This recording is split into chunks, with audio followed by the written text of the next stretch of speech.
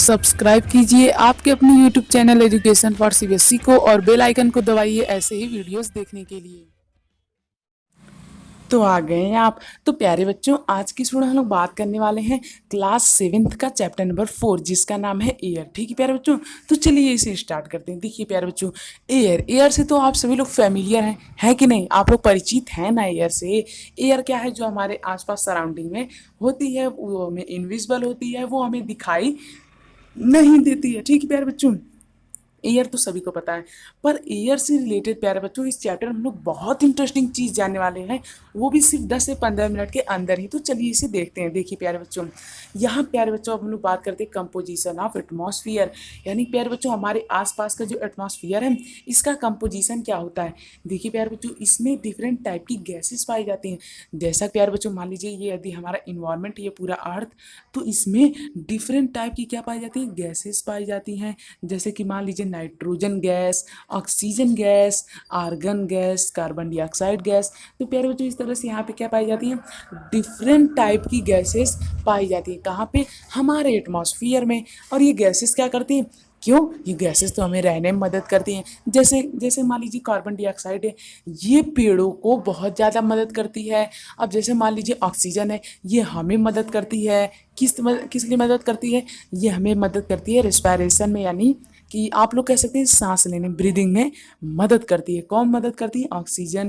Carbon dioxide plant को respiration मदद करती है, यानी कि उनका खाना बनाने में मदद करती है। तो इस तरह से प्यारे बच्चों ये जो अलग अलग प्रकार की गैसेस होती हैं, ये अलग अलग नीड इनका होता है और ये हमें अलग अलग प्रकार से मदद करती हैं। ठीक है, तो अब हम लोग बात करेंगे इन गैसेस के कंपोजिशन के बारे में। देखिए प्यारे बच्चों, जो नाइट्रोजन है वो 78% पाया जाता है। ऑक्सीजन हमारे इन्वायरमेंट में यानी हमारे एटमॉस्फेयर में 21% पाया जाता है। Carbon dioxide 0.03%। और जो दूसरी गैसेस होती हैं ये मतलब कि 0.04%। आर्गन जो होती है वो 0.93% पाई जाती है। ठीक है प्यारे बच्चों, यहाँ तक क्लियर है? तो ये गैसेस का जो डिफरेंट डिफरेंट परसेंटेज है, ये हमें मदद करता है ये जानने में कि हमारे एटमॉस्फेयर में कौन सी गैस कितनी अमाउंट में प्रेजेंट है। ठीक है, तो ये जो प्यारे बच्चों परसेंट समझ में आता है ना? परसेंट का मतलब होता है कि मान लीजिए यदि 100 अमाउंट में आपके पास गैस है, तो उसमें 78 यानी 78 गैस किसकी रहेगी? नाइट्रोजन की। 21 किसकी रहेगी? ऑक्सीजन की। और कितना है? 0.03 किसका रहेगा? कार्बन डाइऑक्साइड का। तो इसी प्रकार से अलग अलग प्रकार की गैसेस यहाँ पे रहेंगी। कितने में से? 100 में से। समझ में आया? तो प्यारे बच्चों ये था हमारे एटमॉस्फेयर का कंपोजिशन। तो मुझे उम्मीद आप लोग को समझ में आया होगा। आया कि नहीं? यदि कोई भी डाउट हो प्यारे बच्चों तो कमेंट कर दीजिए। अब हम लोग बात करेंगे कि स्ट्रक्चर ऑफ एटमॉस्फेयर, यानी कि जो एटमॉस्फेयर होता है इसका स्ट्रक्चर क्या होता है, इसमें कितने पार्ट पाए जाते हैं। इसमें प्यारे बच्चों troposphere, stratosphere, mesosphere, thermosphere and exosphere पाया जाता है। ठीक है, अब देखते हैं प्यारे बच्चों, जैसा कि हमारी जो सबसे नीचे वाली लेयर होती है इसे हम लोग कहते हैं ट्रोपोस्फियर, यानी कि यार जो हमारा माउंटेन होता है वो इसके अंदर आ जाता है। तो ट्रोपोस्फियर कौन सी लेयर होती है? जो हमें बादल उदल तक नहीं दिखता है, वो सब कहाँ तक होता है? वो सब होता है ट्रोपोस्फियर।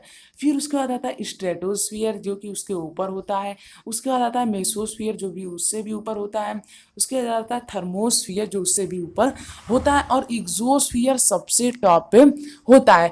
तो ये सब क्या है? ये सब हमारे एटमॉस्फियर के पार्ट हैं। कौन कौन से?